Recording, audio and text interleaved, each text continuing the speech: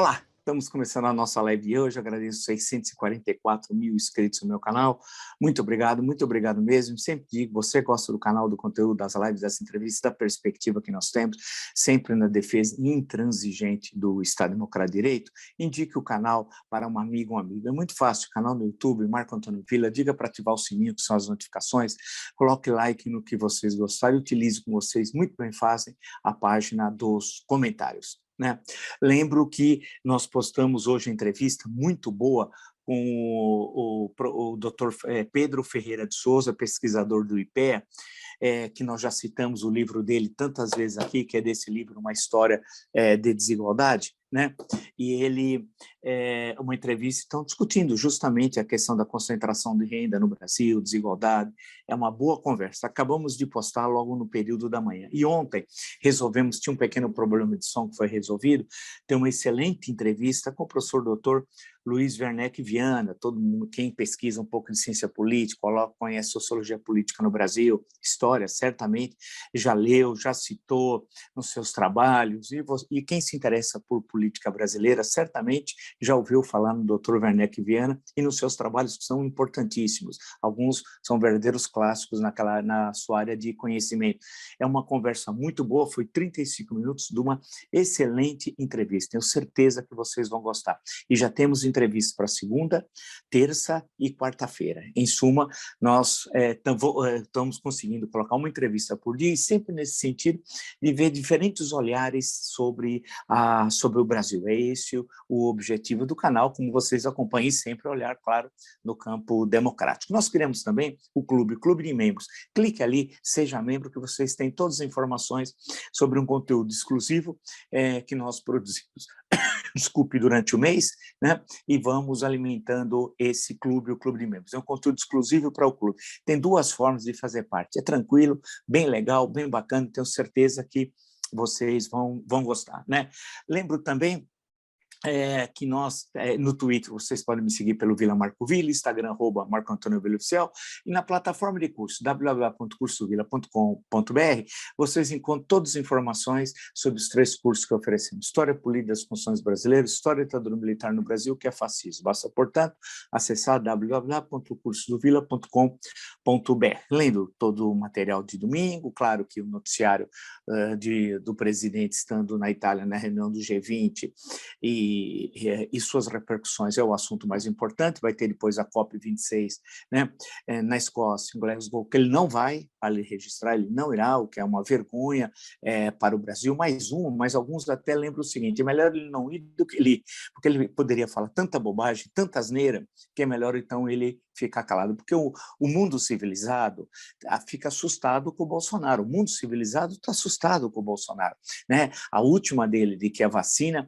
contra a Covid, você contrai AIDS, teve uma repercussão internacional que vocês não imaginam. Só aqui no Brasil, que os rastaqueras e os fanáticos nazifascistas bolsonaristas acham isso normal. Isso é no Brasil, um país que tem um baixo nível de consciência política, e os rastaqueras, que são um verdadeiro horror. E aquela fração diminuta de empresários nazifascistas que um dia irão para a cadeia, né, que são fraudadores da Receita, são gente que conspira contra o país, e as offshores, esqueceram, né? Ninguém mais falou, vocês viram? Ninguém mais falou. A do Paulo Guedes, então, caiu no esquecimento, né? O avião da Micheque, da FAB, para que ela veio com mais uma dezena de convidados, foi e voltou a São Paulo para o aniversário do maquiador, também ninguém mais fala nada. Mas, só para não perder o fio da meada, então, aqui a gente sempre, eu insisto que aqui, desculpe, no nosso canal, nós somos marcados aqui pela memória, né? O canal aqui não tem esquecimento. Então, os assuntos que estão passando são esses, tem uma série de coisas, mas eu queria destacar alguns deles antes de vir o tema que me parece gravíssimo, a infâmia, uma das maiores infâmias da história do Brasil, que o criminoso Bolsonaro vai cometer na próxima terça-feira. Antes de chegar nisso, eu queria só fazer uma menção. Há uma excelente matéria do Jamil Chad no UOL, excelente. Ele conseguiu entrar na antessala da cúpula do G20. Pô, um furo fantástico. E ele relata o Bolsonaro. Ninguém falou com o Bolsonaro, ninguém cumprimentou o Bolsonaro isolado, sozinho, um pária. Claro, um nazifascista, ninguém quer se aproximar. né? Ninguém quer se aproximar, né? E a matéria é muito boa. Ele mostra o Jamil Chad no UOL de hoje, né? No Acesso de hoje, claro. Ele está numa rodinha informal, estava Merkel, Macron da Alemanha, claro, Macron da França, Guterres, secretário-geral da ONU, né? A União Europeia, o Van der Leyen aqui, debatiam como poderiam pressionar a comunidade internacional para criar um fundo conjunto, estavam no canto. E várias rodinhas, outras rodinhas informais, estava Morrison da Austrália, o Trudeau do Canadá, né? Modi da Índia, Johnson do Reino Unido, todos conversando, falando sobre a pandemia, tal, papá, e só uma pessoa estava isolada, sem ninguém, Bolsonaro. Sem ninguém, Bolsonaro. E aí estava o presidente da OMS, uma outra roda. Bem, rodas e mais rodas, todos conversando. Bolsonaro sozinho. Ele entrou, ninguém o cumprimentou na antessala. Aí ele se dirigiu ao fundo do salão, onde tinha garçom. Aí chegou para o garçom e perguntou em português para o garçom: todo mundo italiano aí? Claro que ninguém entendeu, né? E sem graça, aí o garçom só fez um gesto positivo, acho que não entendeu o que ele falou, fez assim. Melhor fazer assim, né? Quando você não entende nada, está numa recepção oficial, sozinho. Aí ele quis conversar com o garçom das suas origens italianas, em português. Evidentemente, o garçom não entendeu, ele quis contar uma piada. Olha o nível do marginal. Quis contar uma piada da final da Copa de 70, Brasil e Itália, que ninguém, evidentemente, entendeu. E se ninguém entendeu, ninguém riu, né? Olha o nível. Aí ele olhou para um lado, olhou para o outro, aí procurou lá um assessor que achasse alguém para conversar com ele, Aí chegou um segurança dele, do criminoso Bolsonaro, ele falou: você parece um mafioso, uma expressão legal, bem adequada para o país onde ele estava, né? Olha o nível. E a elite rastaquera aqui acha ótimo, o pessoal aqui que vem em jantares, esses jantares demoníacos, achou ele maravilhoso. O Clube Hebraica, lá em 2017, no Rio de Janeiro, lembra que ele falando aquele discurso racista no Clube Hebraica? Achou aquilo tudo lindo. Essa elite brasileira, essa fração da elite, entende? Aí ele falando de máfia lá. Aí falou para o assessor: acha alguém para eu conversar, porque ninguém queria falar com ele. Aí trouxeram o presidente da Turquia, o Erdogan.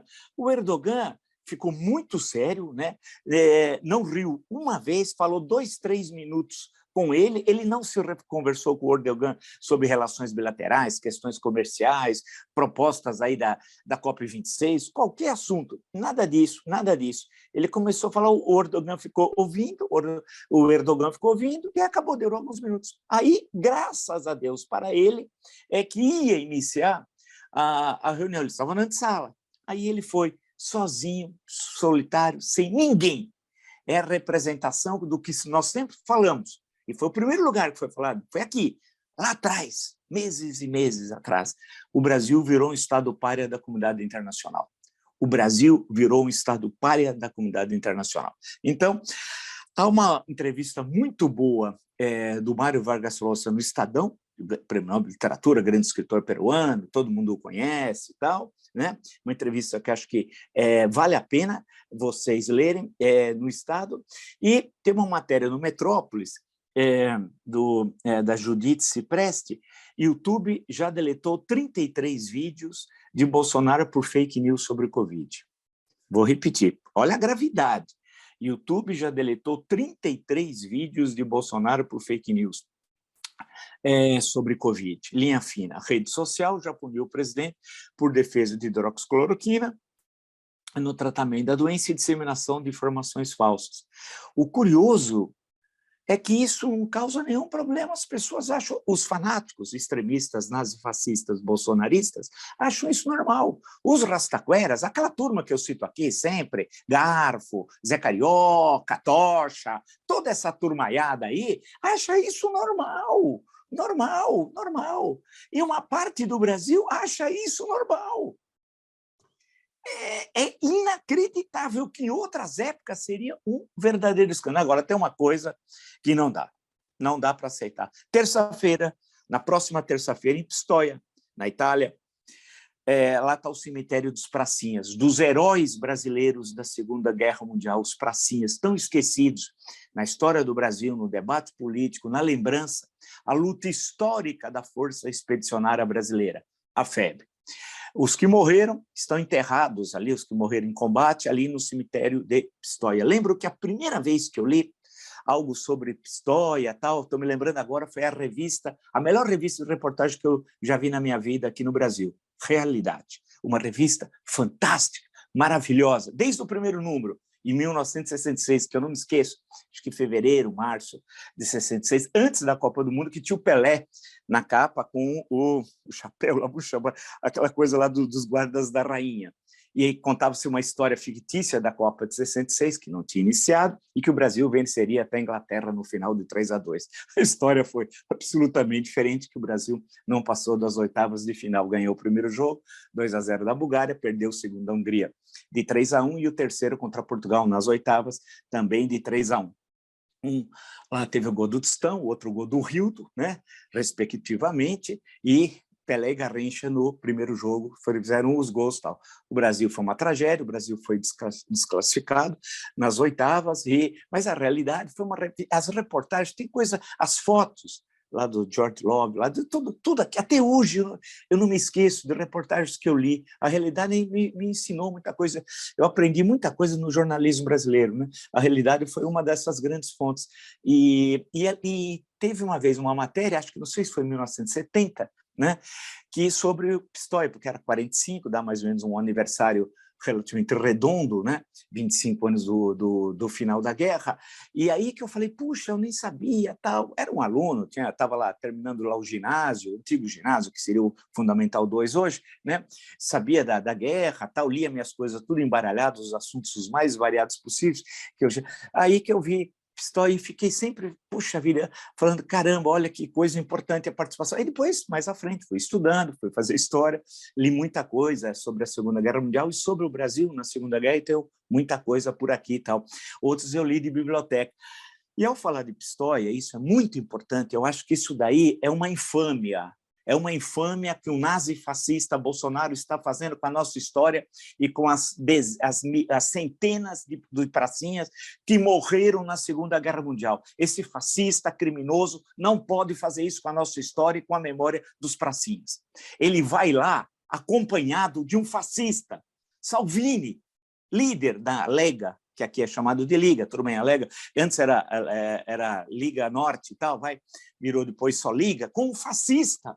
Olha que ponto nós chegamos. Um fascista acompanhado de um presidente brasileiro fascista vai visitar o cemitério onde morreram os soldados antifascistas que lutaram contra o fascismo. É inacreditável! E o que vai acontecer aqui no Brasil? Alguém vai protestar? Ou as pessoas aqui... Virou tudo banana. É um bananal. Eu não entendo que isso daqui em outras épocas seria inimaginável. Um traidor da pátria, que é Jair Bolsonaro, um criminoso, um fascista, leva um fascista para humilhar os brasileiros que lá morreram. É intolerável isso. Meu Deus, a que ponto nós chegamos? Alguém vai protestar? Alguém vai protestar? Aí, queria só fazer um intervalo nisso.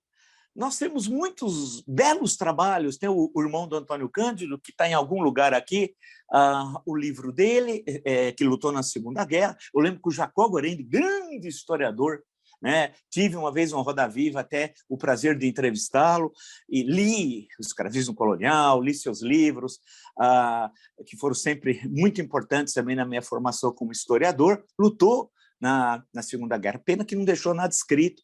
Agora, o melhor relato que eu acho de pracinha, o Boris Schneiderman. O Boris Schneiderman é um homem que o Brasil tem uma dívida fantástica com ele. Toda a literatura russa que ele nos apresentou, né? A poesia, a prosa, as traduções, formou tradutores, importantíssimo. Eu lembro que eu digo isso, eu só vi ele uma vez, na pós-graduação na História. Nessa época eu estava fazendo a pós na Sociologia, depois que eu voltei a fazer o doutorado na História.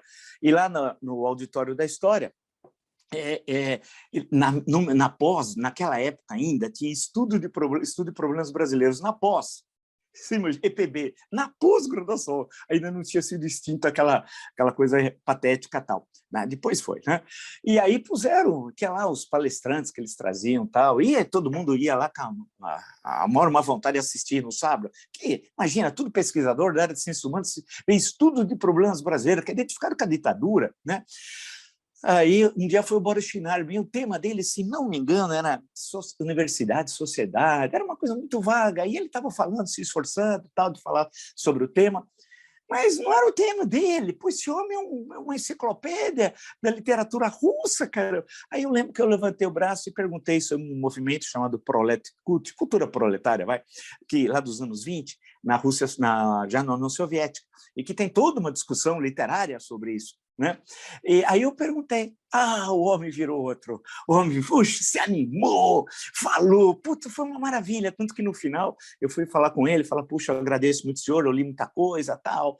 Ele foi importantíssimo para nós, o Boris Schneider, né? E hoje temos uma escola de tradutores direto do russo aqui no Brasil, publicações fantásticas, eu tenho muitas aqui, admiro, a todo momento eu estou lendo, e várias são atrasadas, estão tudo ali para ler, tal. Eu tenho uma profunda admiração pela literatura russa do século XIX e do século XX, em situações diferentes, tal, mas a qualidade, e mesmo, né, de escritores que foram, no caso da Segunda Guerra, correspondentes de guerra. Né? O Vasily Grossman provavelmente tenha sido o mais importante, né, que é o que escreveu Vida e Destino, que é o Guerra e Paz do século XX. Mas, voltando aqui à nossa conversa, o Boris Schneider escreveu esse trabalho belíssimo, Guerra em Surdina, Histórias do Brasil na Segunda Guerra Mundial. Um belíssimo trabalho tal. Só para aproveitar a ocasião, 2 jornalistas tiveram um papel lá importante como correspondentes brasileiros na FEB na Itália. Um, o Joel Silveira, que eu tenho vários livros aqui dele, O Tempo de Contar, tem a história da feijoada, a feijoada que derrubou o governo, a segunda noite da Avenida Paulista, que é hilariante. E tem o presidente, a viagem com o Jânio Quadros em 1960, etc, etc, etc. Mas justamente o livro que ele tem sobre dos que ele tem sobre a ida dele como correspondente de guerra na Itália não está aqui. Acho que eu li de biblioteca ou nas mudanças acabei infelizmente perdendo. Mas tem um outro também, o grande Rubem Braga. O Rubem Braga é um monumento, né? Que é o Crônicas da Guerra na Itália. Né? Que é um belíssimo. Rubem Braga não precisa, né? Para muitos, o maior cronista do Brasil, né? E lembrar da Heitora Sabiá, né? Acho que tanta coisa boa que nós temos. Isso aqui é um grande país, está passando esse momento aqui, mas nós vamos virar essa parte. Mas eu estou citando esses livros aqui para vocês, que me parece extremamente, que conta a história heróica dos pracinhas. Puxa vida! E lembrar o seguinte: dentro do Exército Brasileiro tinha um grupo de oficiais nazistas e fascistas enorme. Muitos estiveram lá no golpe de 37. Lembrar o Plano Cohen, feito por então capitão Olímpio Mourão Filho, que depois vai ser general e participa do golpe de 64. Mas a divulgação do falso plano comunista, um plano Cohen, foi o general Newton Cavalcante, se não me engano, integralista, que espalha isso lá. Então, isso é uma das justificativas que o governo usa para dar o golpe de Estado de 10 de novembro de 37, que inaugura a ditadura do Estado Novo, né? E toda aquela. E aí você tem uma presença muito grande, tanto desse. O Góes Monteiro tinha fortíssimas simpatias para com o nazifascismo, o Dutra, etc, etc, etc. Tanto que quando chega 1940, eu ia até citar esqueci, o Nova Política do Brasil, eu tenho aqui todos os volumes, os discursos do Getúlio, quando ele faz o discurso lá no Minas Gerais, né, no navio, no Minas Gerais, dizendo lá que novos ventos sopram sobre a Europa, até depois da queda de Paris. Né, 1940, nós estamos aí em junho, depois da queda de Paris, ele faz um discurso de forte simpatia para com o nazifascismo e tal. E havia essa corrente muito forte dentro do Exército. Aí a história foi indo, houve toda a resistência depois do 22 de junho de 41, da invasão da União Soviética, tal. Depois, a entrada dos Estados Unidos na guerra em dezembro daquele mesmo ano, né? Com o ataque japonês a Pearl Harbor, tal, lá o Dia da Infâmia. Aí, nesse processo todo, vai mudando a posição também do Brasil. E em 42, né? O Brasil rompe relações com o eixo, tem uma conferência, etc., aqui dos países da América, o Brasil rompe relações com o eixo e o Brasil participa do esforço de guerra, cede, inclusive, bases ali em Natal, vizinho ali a Natal, e em Fortaleza, no Ceará, né? No momento que era fundamental a questão do norte da África ali, antes das batalhas, da batalha final, quando o Rommel perde, mas antes disso, era muito importante a base, por exemplo, no Rio Grande do Norte, e tem todo o esforço de guerra, tem a Batalha da Borracha que é feita aqui, que um dia depois eu conto para vocês, não é o caso, e aí vem a questão de enviar tropas, e o Dutra não faz nada, vai empurrando com a barriga, tal, que era o ministro da guerra, né, pelas simpatias do nazifascismo, que eram muito grandes dentro do exército brasileiro. Aí vem as missões, a presença norte-americana aqui, tudo isso, a coisa vai indo até finalmente, em 1944, a FEB chega à Itália. Aí tem todos os relatos, mesmo no livro do Hélio Gaspari, porque o Goberi, do Couto Silva, vai à Itália, tal, já no final, né, participar da guerra. Você tem toda uma literatura importantíssima sobre a FEB, né? Eu citei algumas coisas aqui que eu tenho, de relato de correspondentes, os dois fundamentais, Joel Silveira e Rubem Braga, de soldados brasileiros que depois deixaram os seus registros. Eu citei o caso do Boris Schneider, que me parece o melhor relato e a importância que ele tem para todos nós aqui na literatura brasileira. E você depois tem uma literatura militar, tem as memórias de Mascarenhas de Moraes, etc., etc., etc., que vocês podem consultar. Tudo isso é uma coisa histórica importantíssima, da luta do Brasil junto com o mundo, né, civilizado contra a barbárie, contra o nazifascismo. E a luta gloriosa dos pracinhas, que não tinham equipamentos adequados, fardamento, que não tinham experiência, treinamento, que passaram, quando pegaram o inverno de 44, lá foi 44, 45 ali, foi terrível, em território que eles não conheciam, desconheciam aquelas novas formas de luta, o exército brasileiro estava muito atrasado, mas foi heróica a participação brasileira, né? Puxa vida, lembrei do Moreira Lima, da ação da Força Aérea, que não tinha ainda a FAB, que tinha recém sido criada a FAB, mas a ação da Força Aérea nos bombardeios, etc., super importante. Lembrar também que os navios brasileiros que foram afundados pela Alemanha nazista, tem uma longa história, eu só estou fazendo uma síntese da síntese da síntese, mas a questão da FEB, a importância dos pracinhas, puxa vida, aquele é um território sagrado da liberdade, da democracia, dos que deram a sua vida para que nós estivéssemos hoje aqui. E o Bolsonaro, o criminoso, vai ao cemitério de Pistoia, ele que não tem identificação nenhuma com essa luta, porque os seus seguidores apoiam o fascismo. Nós temos deputado em São Paulo que coloca PowerPoint, sabe com quem? Com Pinochet, e dizendo, exemplo de determinação.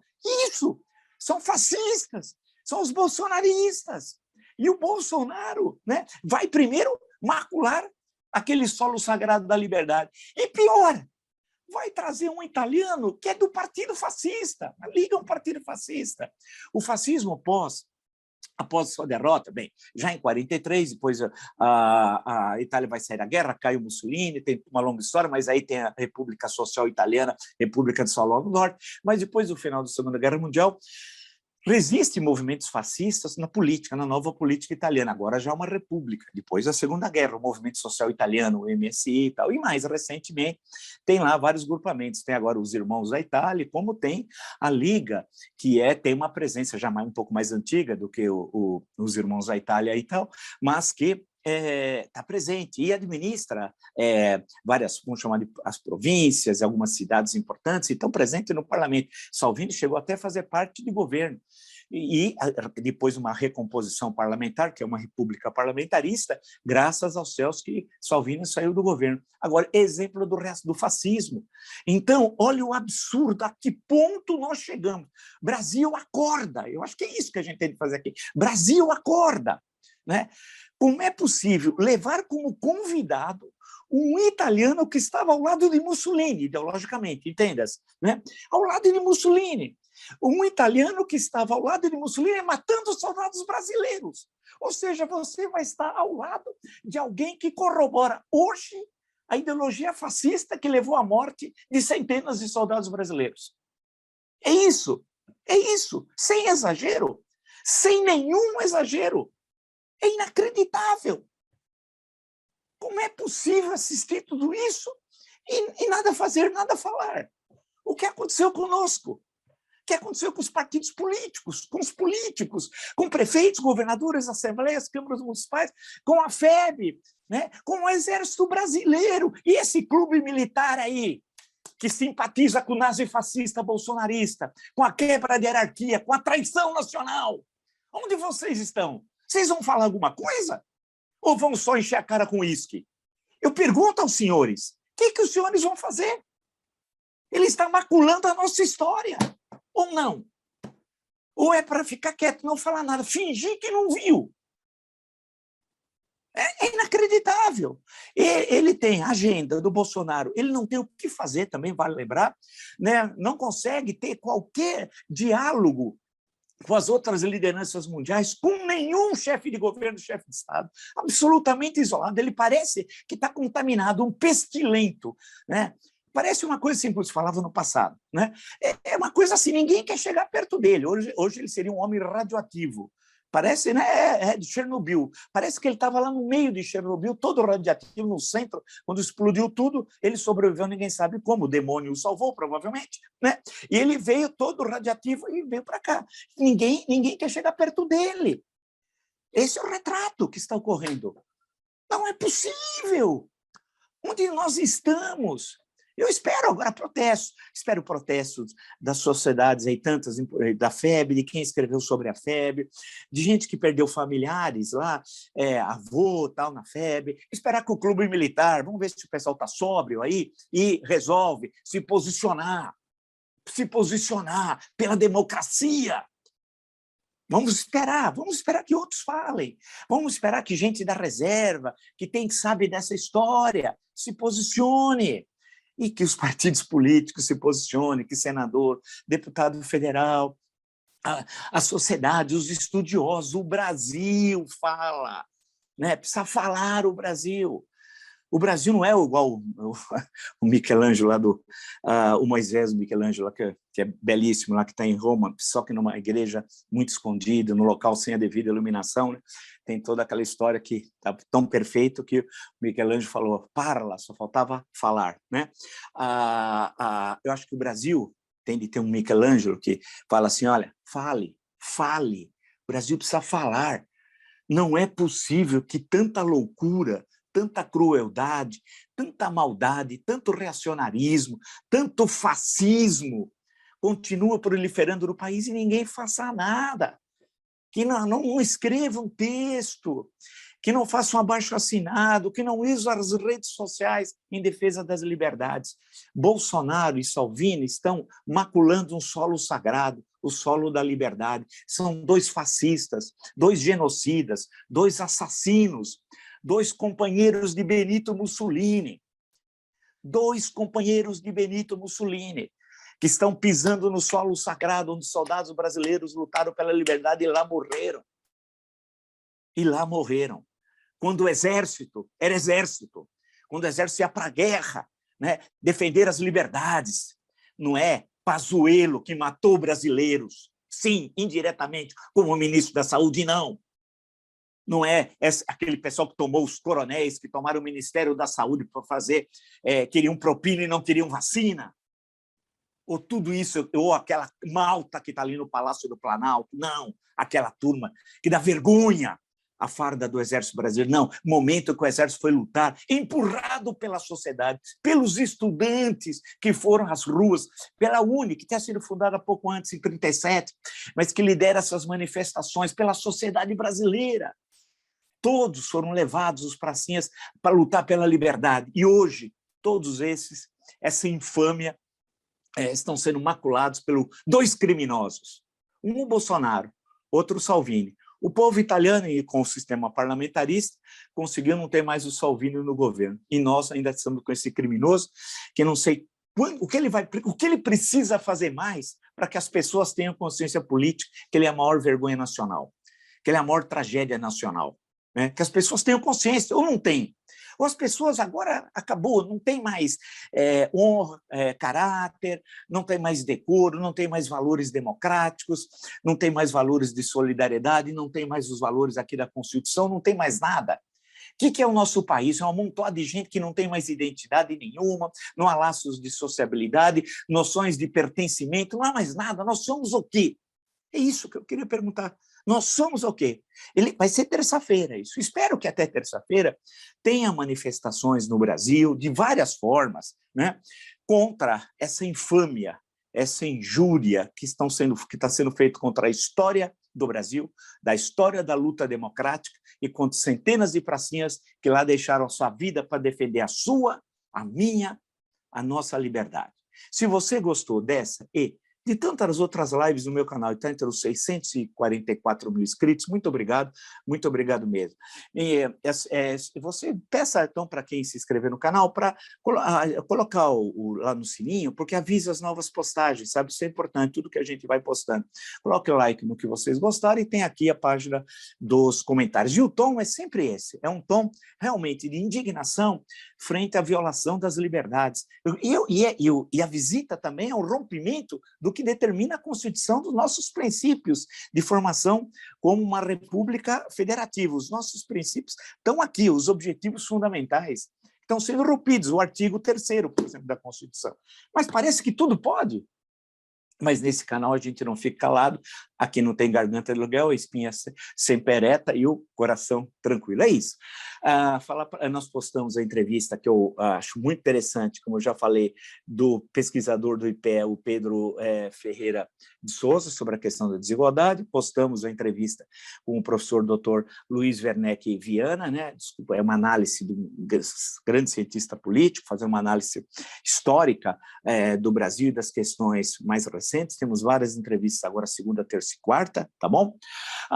Lembrar também que criamos o clube de membros, só você clicar lá, seja membro, que você tem todas as informações. É um negócio super legal, super bacana, tenho certeza que vocês vão gostar. Lembrar que no Twitter pode me seguir pelo Vila Marco Villa, Instagram, Marco Antônio Villa Oficial, e na plataforma de curso, www.cursovilla.com.br.